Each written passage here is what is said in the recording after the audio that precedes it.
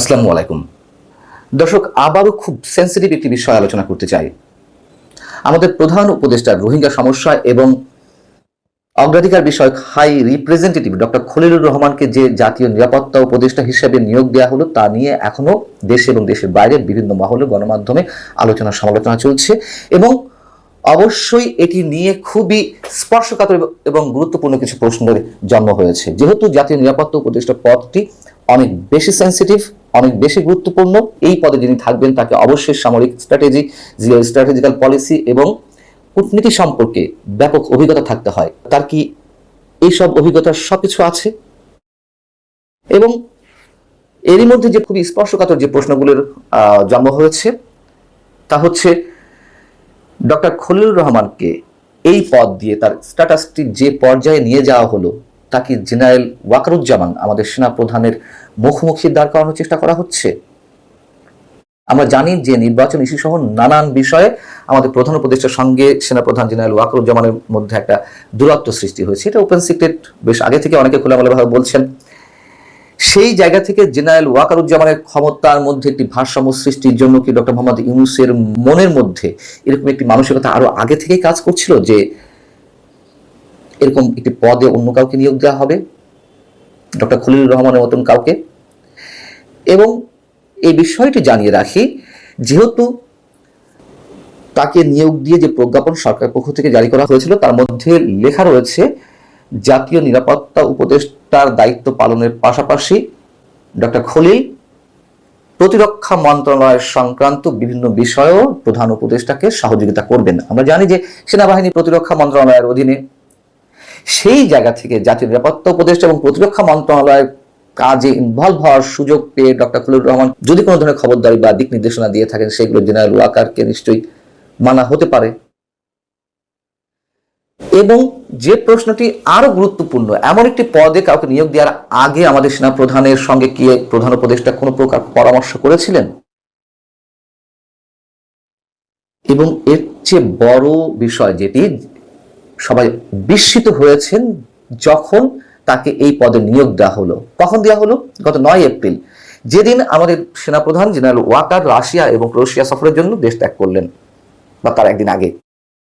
তার অনুপস্থিতিতে এই পদে ডক্টর খলিলকে জাতীয় নিরাপত্তা উপদেষ্টা নিয়োগ দেওয়া হলো। সেটি একটি বড় প্রশ্ন, কেন সেই দিনই বা সেই সময়ে ডক্টর খলিলকে এই পদে আনা হলো? এখন বিষয় হচ্ছে কোন পরিস্থিতিতে এমন একটি পদে ডক্টর খলিলকে নিয়োগ দেওয়া হলো যখন কিনা আমাদের পার্শ্ববর্তী রাষ্ট্র মিয়ানমারের রাখাইন রাজ্য আরাকান আর্মিরা পুরোপুরি দখলে নিয়েছে এবং এমনটা আলোচনা চলছে যে সেনাপ্রধান জেনারেল ওয়াকারের নেতৃত্বে বাংলাদেশের সামরিক বাহিনী আরাকান আর্মির সঙ্গে একটা সম্পর্ক উন্নয়নের চেষ্টা করতে পারবে বা করবে এবং এটি নিশ্চয়ই রোহিঙ্গা ইস্যুতে অনেক বড় গুরুত্ব ভূমিকা পালন করবে। সেই সময়ে এসে সেনাপ্রধান জেনারেল ওয়াকারুজ্জামানকে কি পাশ কাটিয়ে এই নিয়োগ দেওয়া হলো? 5 আগস্টের পর যখন আইন শৃঙ্খলা পরিস্থিতি ভেঙে পড়ে, যখন জঙ্গিবাদে সংশ্লিষ্ট অনেককে ছেড়ে দেওয়া হলো জামিনের মাধ্যমে, যখন দেশে খুন, ধর্ষণ, সহিংসতার মতন ভয়ঙ্কর অপরাধগুলো ডালপালা মেলতে থাকলো এবং প্রতিহিংসার রাজনীতি তীব্র হয়ে উঠছিল, সেই জায়গাটিতে তো জেনারেল ওয়াকার জীবনের ঝুঁকি নিয়ে তিনি বাংলাদেশকে স্থিতিশীল রাখতে তার একটা ভূমিকা আমরা দেখছি, দেখার চেষ্টা করছি, আমাদের সামনে তিনি তুলে ধরছেন যেভাবেই হোক। এবং কতটা ঠান্ডা মাথায়, কতটা খুব কৌশল অবলম্বন করে তিনি সবকিছু হ্যান্ডেল করছেন। তিনি এমন সব পরিস্থিতির মধ্যে সরকারের বিরুদ্ধে না গিয়ে বরং সরকারকে বিচলিত না করে তিনি তার রোলটি প্লে করার চেষ্টা করছিলেন। এবং 25 ফেব্রুয়ারি তিনি যে বক্তব্য দিয়েছিলেন, এমন কিছু করা ঠিক না যাতে করে দেশে সার্বভৌমত্ব বিপন্ন হয়, স্বাধীনতা সার্বভৌমত্ব, সেটি নিয়ে যখন সমালোচনা হলো তখন ডক্টর খলিলুর রহমানের মতো মানুষকে এই পদে নেওয়া হলো, যার কিনা মার্কিন পাসপোর্ট রয়েছে, তিনি যুক্তরাষ্ট্রের কানেকটিকাটের বাসিন্দা। সেই সব জায়গা থেকে খুবই গুরুত্বের সঙ্গে এই প্রশ্ন উঠতেই পারে যে কেন তাকে জাতীয় নিরাপত্তা উপদেষ্টা হিসেবে নিয়োগ দেওয়া হলো। ডক্টর খলিলুর রহমানের যে ব্যাকগ্রাউন্ড তাতে নিশ্চয়ই তার ডিপ্লোমেসি সম্পর্কে ব্যাপক অভিজ্ঞতা রয়েছে, তিনি যেসব জায়গায় কাজ করেছেন। কিন্তু প্রথমে যেটি বলছিলাম, সামরিক স্ট্র্যাটেজি অথবা জিও স্ট্র্যাটেজিক্যাল পলিসি অথবা যে মুহূর্তে ভারতের পক্ষ থেকে নানান ধরনের হুমকি আমাদের দিকে আসছে, তার যৌক্তিকতা অযৌক্তিকতা সেটি নিয়ে আমি বিশ্লেষণ করবো না এই মুহূর্তে, সেটা অন্য বিষয়। সেটিকে মোকাবেলা করার জন্য কি আমাদের প্রধান উপদেষ্টা আস্থা রাখতে পারছেন না আমাদের সেনা প্রধানের উপরে, যার কারণে ডক্টর খলিলুর রহমানকে নিয়ে আসা হলো? আচ্ছা, নিয়ে আসতো, কিন্তু দেশে কি আর কোনো ধরনের এই পর্যায়ে গুরুত্বপূর্ণ ব্যক্তি ছিলেন না যাদেরকে নিয়োগ দেওয়া যেত? নাকি ডক্টর খলিলকে বিদেশ থেকে নিয়ে এসে এতটাই বিশ্বস্ত তিনি, অথবা অন্য কোনো কানেকশন থেকে, অথবা অন্য কোনো বিশেষ জায়গার প্রস্তাব অনুযায়ী ডক্টর খলিলকে নিয়ে আসা হয়েছে এই পদে বিশেষ উদ্দেশ্যে? আমরা জানি না বিশেষ উদ্দেশ্যটা কি, নিশ্চয় কোনো উদ্দেশ্য রয়েছে, এই কারণে আমি বিশেষ উদ্দেশ্যের কথা বলছি। নর্থ ইস্ট নিউজ,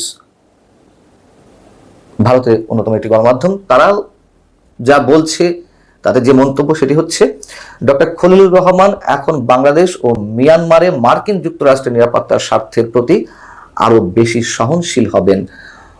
এই কথাটি দিয়ে কি মিন করানো যেতে পারে?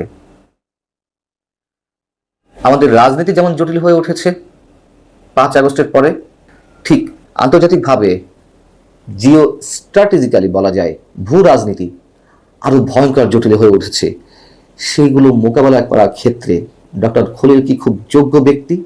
এবং আরো যে প্রশ্ন উঠেছে, তিনি যে কথাটি বললাম, তিনি তো বিদেশি নাগরিক, কেন একজন বিদেশি নাগরিকের হাতে বাংলাদেশের নিরাপত্তার দায়িত্ব তুলে দিতে হবে?